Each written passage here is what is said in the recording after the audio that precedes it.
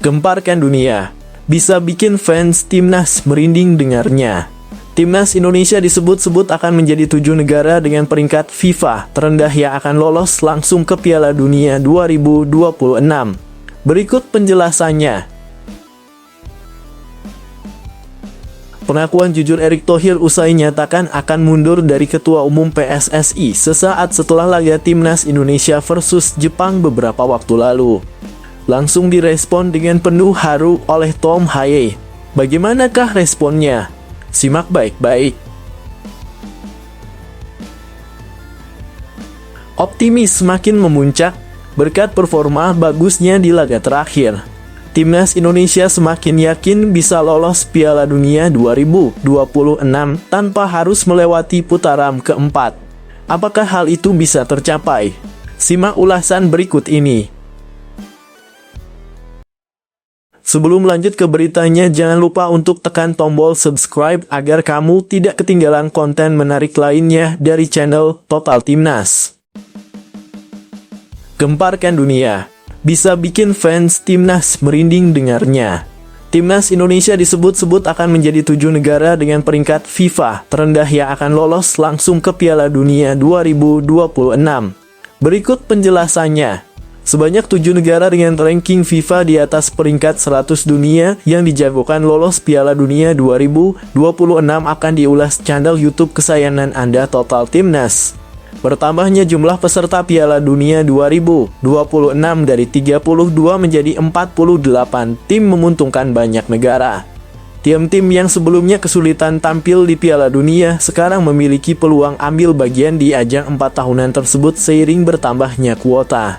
Bahkan sejumlah negara yang menempati peringkat di atas 100 dunia berpeluang lolos ke Piala Dunia 2026 yang digelar di Amerika Serikat, Meksiko, dan Kanada.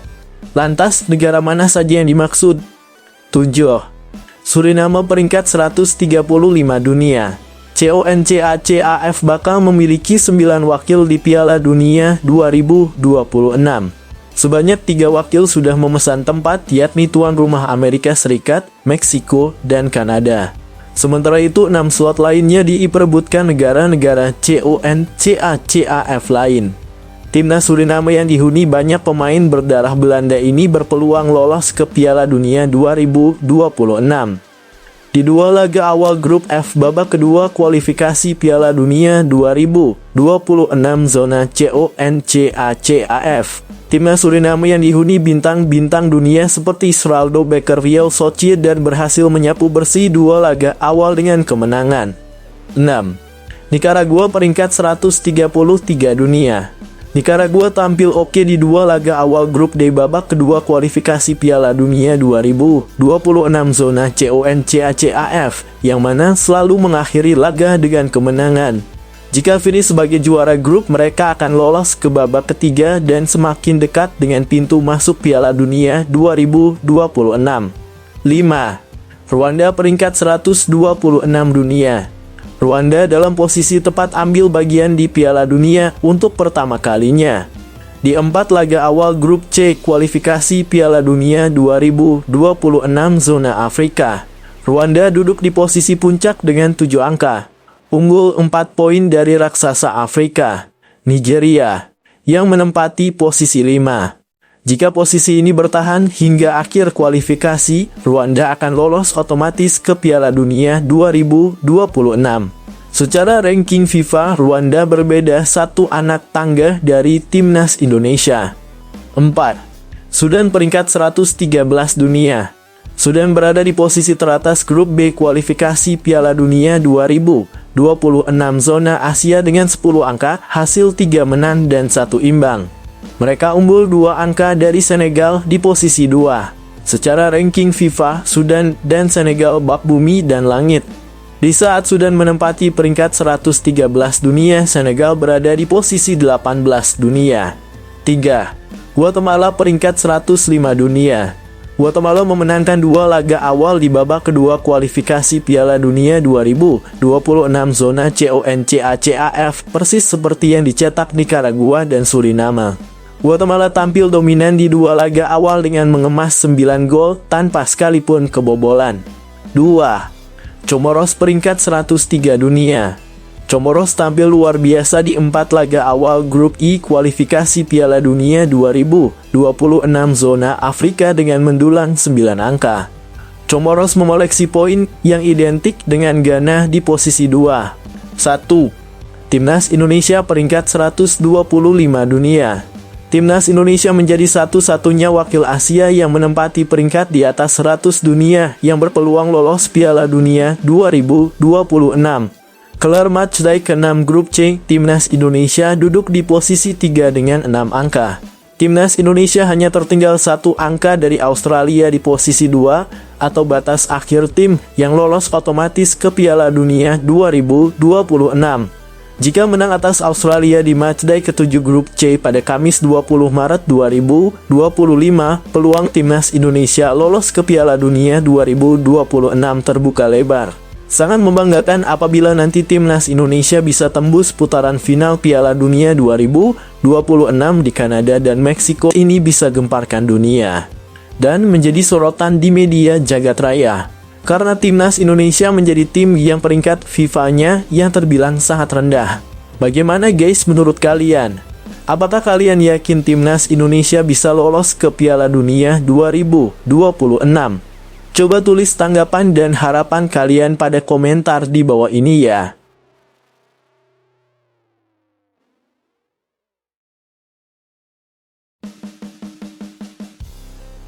Pengakuan jujur Erick Thohir usai nyatakan akan mundur dari Ketua Umum PSSI sesaat setelah laga Timnas Indonesia versus Jepang beberapa waktu lalu. Langsung direspon dengan penuh haru oleh Tom Haye. Bagaimanakah responnya? Simak baik-baik. Ketua Umum PSSI Erick Thohir mengungkapkan hal mengejutkan seusai mengatakan siap mundur setelah Timnas Indonesia kalah telak dari Jepang. Setelah Timnas Indonesia kalah dari Jepang 0-4 dalam laga kelima grup C kualifikasi Piala Dunia 2026 zona Asia memang jadi pukulan besar. Ini pun dirasakan oleh Ketua Umum PSSI Erick Thohir yang merasa kecewa setelah Timnas Indonesia dibantai Jepang. Untuk itu setelah pertandingan orang nomor 1 di PSSI itu berbicara kepada semua pemain dan pelatih di ruang ganti. Ia masuk ke ruang ganti Timnas Indonesia dan mengaku merasa ikut bertanggung jawab dengan hasil skuad Garuda itu. Oleh karena itu ia mengancam ingin mundur dari posisi kursi ketum PSSI. Ini diungkapkan setelah ia berbicara dengan semua tim soal visi dan komitmen yang sudah dibangun. Erick Thohir mengatakan ia siap mundur apabila memang pemain sudah tidak lagi menaruh kepercayaan pada dirinya. Buya yang juga menjabat sebagai Menteri BUMN tersebut mengungkapkan alasan ia masuk ruang ganti.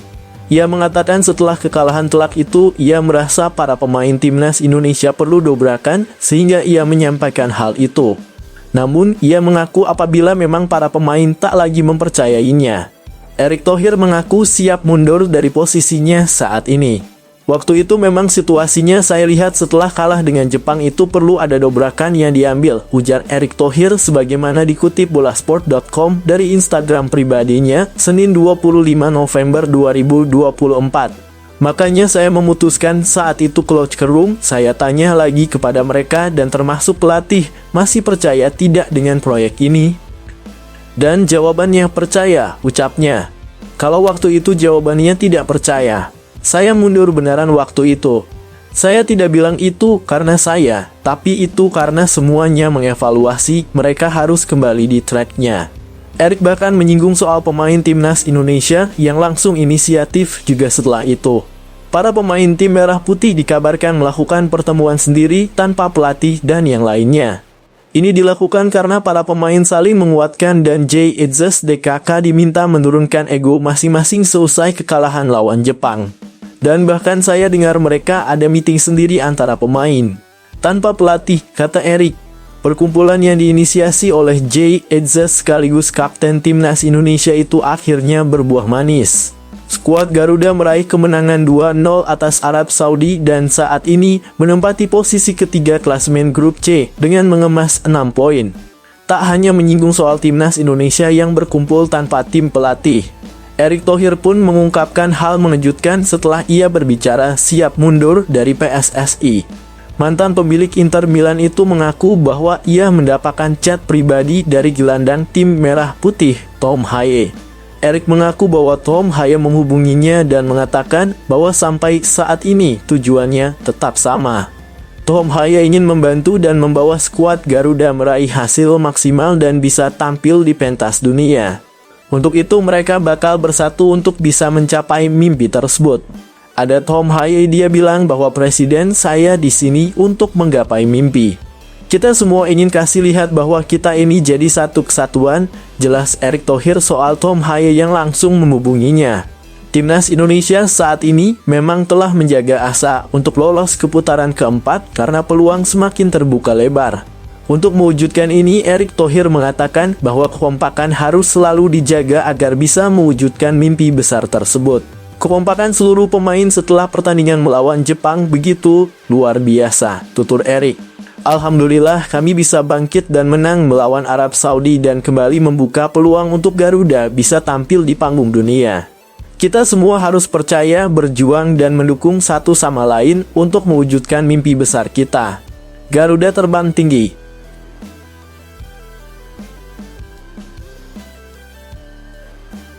Optimis semakin memuncak berkat performa bagusnya di laga terakhir. Timnas Indonesia semakin yakin bisa lolos Piala Dunia 2026 tanpa harus melewati putaran keempat. Apakah hal itu bisa tercapai? Simak ulasan berikut ini.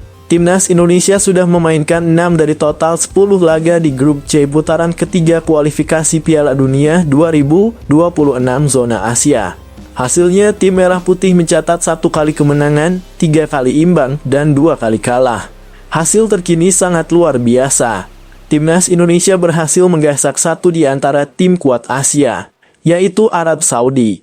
Dengan skor 2-0 di Stadion Gelora Bung Karno, Jakarta 19 November 2024. Sepasang gol Marcelino Ferdinand membuat skuad Garuda kembali bersaing memperebutkan tiket ke Piala Dunia 2026 yang akan diselenggarakan di Amerika Serikat, Meksiko, dan Kanada. Timnas Indonesia saat ini berada di posisi ketiga klasemen sementara grup C dengan poin 6. Tertinggal dari Jepang poin 16, terpaut 1 poin dari Australia, dan punya koleksi poin yang sama dengan Arab Saudi, Bahrain, dan Cina. Namun, Maarten Paes dan kawan-kawan punya selisih gol yang lebih baik dari ketiga pesaingnya itu. Timnas Indonesia selanjutnya masih akan melakoni 4 pertandingan untuk menyelesaikan putaran ketiga kualifikasi Piala Dunia 2026 zona Asia. Ada 4 pertandingan tersisa yang akan dilahap Timnas Indonesia tahun depan untuk memastikan langkah ke Piala Dunia atau terhenti. Pada Maret 2025, pasukan yang dilatih Shin Tae-yong ini dijadwalkan bertemu tuan rumah Australia 20 Maret 2025 dan menjamu Bahrain di Jakarta 25 Maret 2025. Kemudian pada periode Juni 2025, tim berlogo Garuda di dada itu akan menjamu Cina pada 5 Juni dan melawat ke Jepang untuk melakoni laga pamungkas di tanggal 10 Juni. Secara matematis, Timnas Indonesia berpeluang lolos ke Piala Dunia 2026, baik secara otomatis atau melalui putaran selanjutnya. 2 tim teratas masing-masing grup berhak mendapat tiket langsung ke putaran final Piala Dunia. Sementara penghuni peringkat ketiga dan keempat bisa kembali bersaing di putaran keempat yang akan berebut 2 tiket ditambah jalur playoff.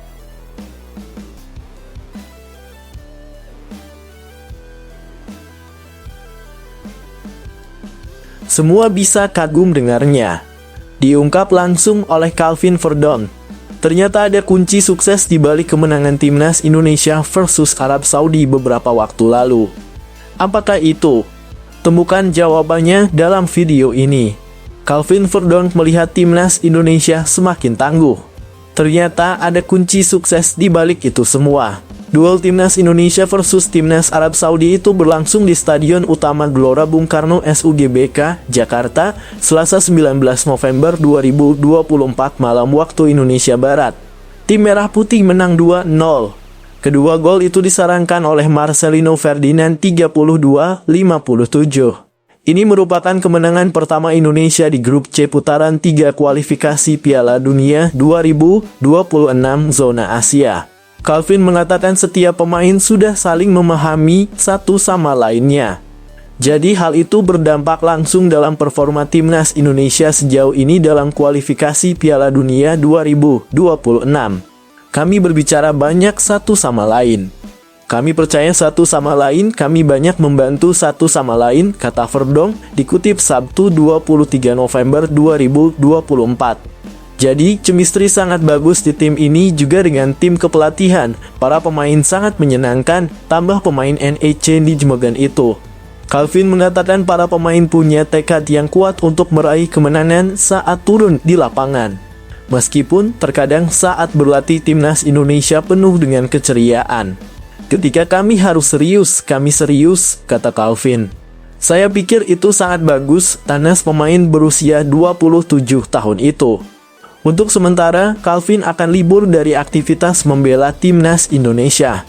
Ia baru akan mengenakan seragam merah putih lagi pada FIFA Matchday Maret 2025 ketika menghadapi timnas Australia 20 Maret dan timnas Bahrain 25 Maret.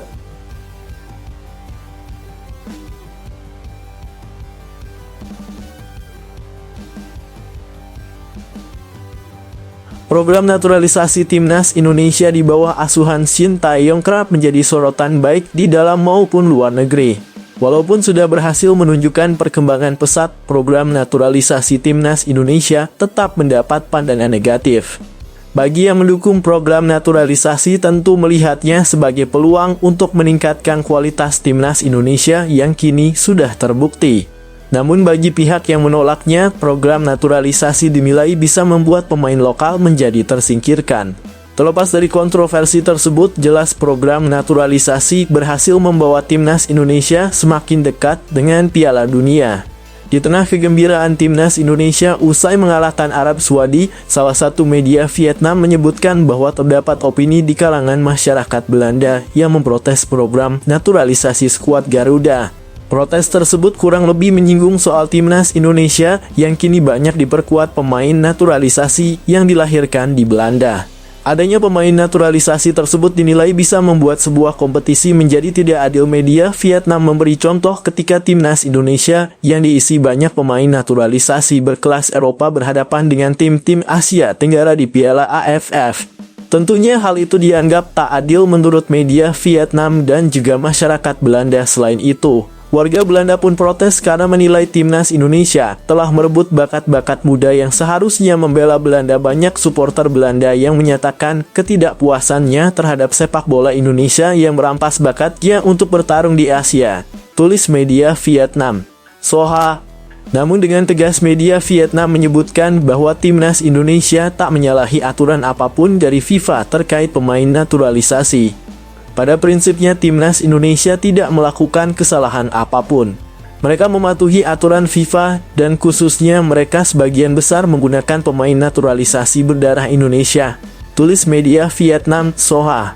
Selanjutnya, media Vietnam juga menegaskan bahwa FIFA rasanya tidak akan mengeluarkan larangan terkait pemain naturalisasi.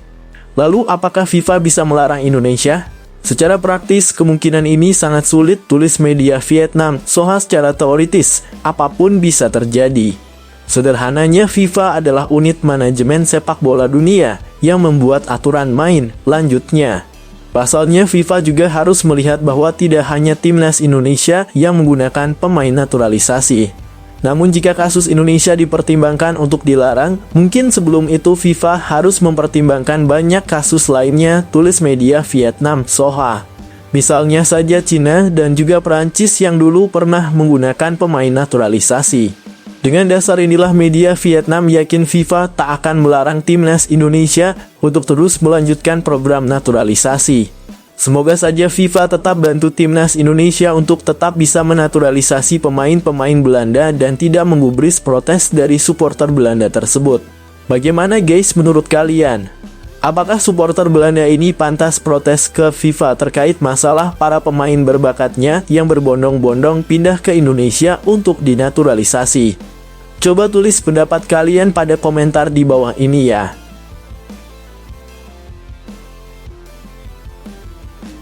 Alhamdulillah, kabar baik dari bek andalan kita semua. Kevin Dix berikan pernyataan yang luar biasa bikin semua fans timnas Indonesia lega setelah mendengarnya. Kira-kira apakah itu? Simak baik-baik ulasan berikut ini. Bek timnas Indonesia Kevin Dix menilai pemulihan cederanya semakin membaik. Kevin mengalami cedera saat membela skuad Garuda dalam duel melawan Jepang pada lanjutan kualifikasi Piala Dunia 2026 zona Asia Jumat 15 November. Pada laga tersebut dia hanya bertahan hingga 41 menit sebelum ditarik keluar oleh Shin Tae-yong. Sang pemain juga langsung kembali ke Denmark demi cepat mendapatkan pemulihan dan harus melewatkan laga melawan Arab Saudi. Kevin Dix menjelaskan saat ini kondisinya semakin membaik. Dia menyadari bahwa cedera adalah bagian dari sepak bola dan tidak mempermasalahkan hal tersebut. Saat ini yang jadi fokus adalah terkait pemulihan agar bisa kembali bersama tim. Saya baik-baik saja, semakin membaik. Sayangnya saya mengalami cedera, tetapi itu juga bagian dari sepak bola sekarang, kata Kevin Dix dari kanal YouTube FC Copenhagen. Pemain andalan FC Copenhagen ini menilai bahwa pemulihan yang terjadi akan bertahap. Sejauh ini dia masih dalam pemantauan tim medis klub dalam beberapa hari ke depan. Tentunya timnya akan berusaha maksimal agar dia bisa segera pulih. Semakin membaik lutut selangkah demi selangkah, hari demi hari.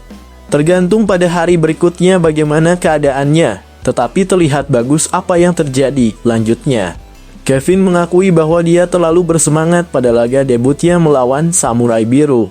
Dia tidak menyadari bahwa ada masalah di bagian lutut dan akhirnya harus ditarik keluar. Tentunya ini adalah keputusan terbaik karena dia sudah kesakitan di lapangan. Saya terlalu agresif, saya pikir dan saya mengalami momen dengan lutut saya. Itu sedikit menakutkan, lanjutnya. Meski harus menepi, Kevin tidak masalah dan posisinya memang cukup krusial. Dalam debutnya tersebut dia bertugas di posisi bek kanan sebelum harus menyerahkan posisinya pada Sandy Walsh.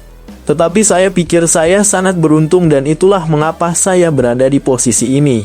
Sekarang kami melihat hari demi hari bagaimana keadaannya, tutupnya.